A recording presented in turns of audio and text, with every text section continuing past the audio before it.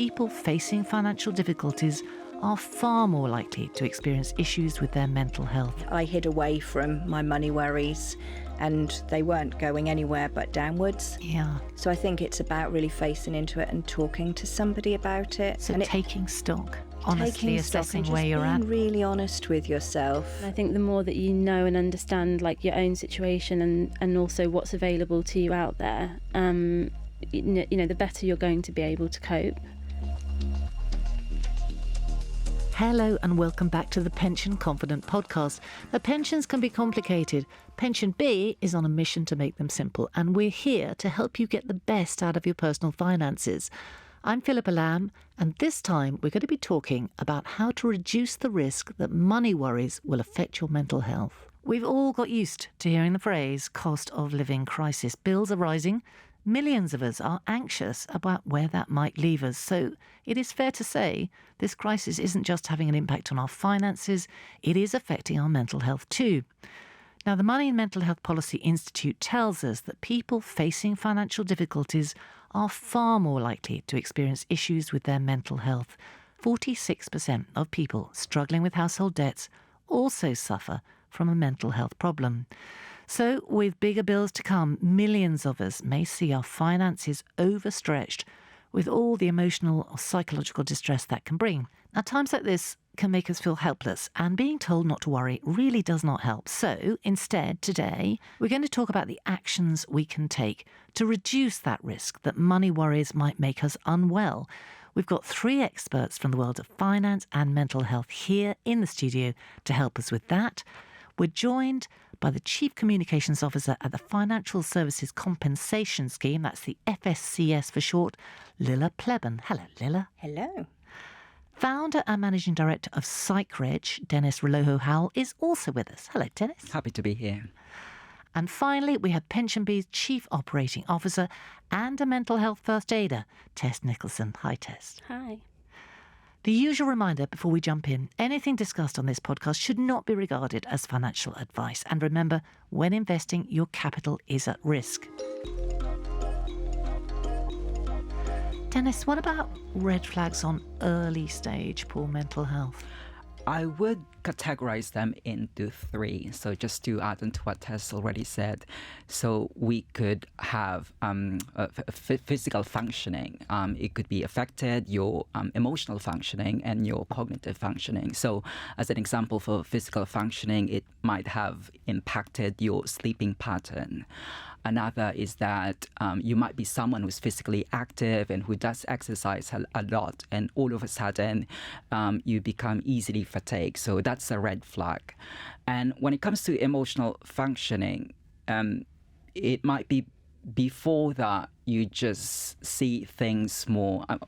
This also falls within cognitive functioning. It might be before that you see things in a more rational way, but because of money worries, you become sort of illogical, the way you approach your problems. So those are the red flags for me.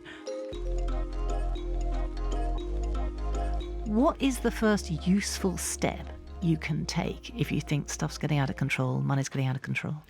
I think I'll draw on my personal experience for this one. And I think it's about facing into it and looking at it and really being honest. I hid away from my money worries and they weren't going anywhere but downwards. Yeah. So I think it's about really facing into it and talking to somebody about it. So and taking stock, honestly assessing where you're at. Being really honest with yourself, because it's only when you come to terms with the reality, that you're able to then start to take some practical helps.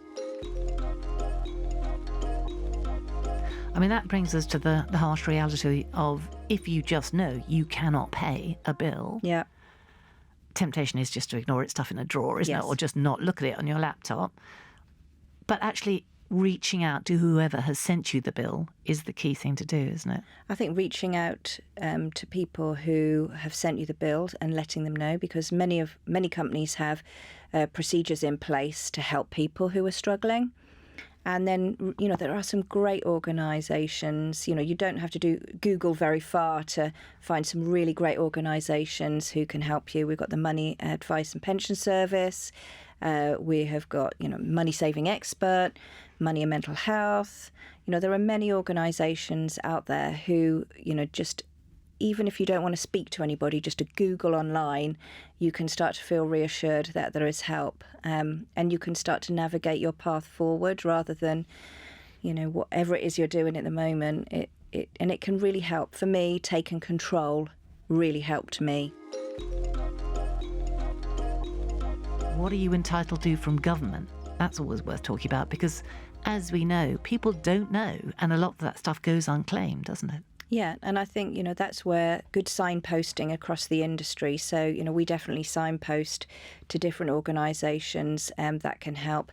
And I think that's where people like the Money Advice and Pension Service can really help because, they are close, they're part of government, so they will help to point you in the right direction of any benefits, etc., that you're entitled to. And there are places like Citizens Advice where you can also get really, really great advice from somebody who, knows the system. Yes. Because that can feel quite overwhelming when you don't know the system. How do you work the system? How do you find out what you're entitled to? You're already feeling a bit embarrassed and shameful, and now you've got to navigate a system that isn't easy to navigate. Yeah. So, there are some brilliant organisations out there who can help. Understanding your situation, even if it's bad, is really, really good. The more you know, the better you can cope. Yeah, because I think that money worries cause such panic in us and we don't know how to react to them. We don't know how to respond to money worries. And I think Lila was saying earlier that people have a real sense of shame around money worries. They don't want to admit to being, to struggling with their money. And I think the more that you know and understand like your own situation and also what's available to you out there, the better you're going to be able to cope. I mean, if you feel you've really reached the point where you are just not able to manage your finances alone, you just don't feel equipped to do it, you can have someone else help you manage them, can't you? One of the first things you should do is reach out to the person, if it's your fuel bill, if it's your telephone bill, if it's your Sky bill, whatever bill it is, it's important to talk because, first off, many of the big corporations have charitable arms that can help out. Some of them have grants, don't they? Some of them have grants. Often they have payment plans. Often there's cheaper, not with fuel at the moment, there's cheaper tariffs. No, I don't think anybody gets a cheaper tariff on that. But, if you think about some of your other bills, your phone bill, for example, your mobile bill, often people, rather than you losing your custom, will let you do different things. So it really is worth reaching out and looking. And of course, there is the government, supposedly there to look after us. We're recording this early September. We've got a new PM. I'd be interested to know what you'd all like to see from her and her cabinet that might ease the situation. I think when we're thinking about, money things, is that we think that the government should freeze the energy bills or put a cap on prices. But we don't seem to acknowledge that there's a lack of realization that there's a mental health aspect to it. So it would be good if the government would have something in place to help people who have mental health problems. I think that the most important thing is to talk to somebody, and whether that is the company that sent you the bill or whether that is speaking to someone who can help with government support, or whether it's just talking to somebody in your family, just so that I think when you carry the burden, it obviously does have a toll on your mental health, and it also to what Dennis was saying earlier, it also is that's when you're more likely to make bad decisions, so it is like it's a cycle. So I think I would say just make sure you're not dealing with it on your own and talk to somebody.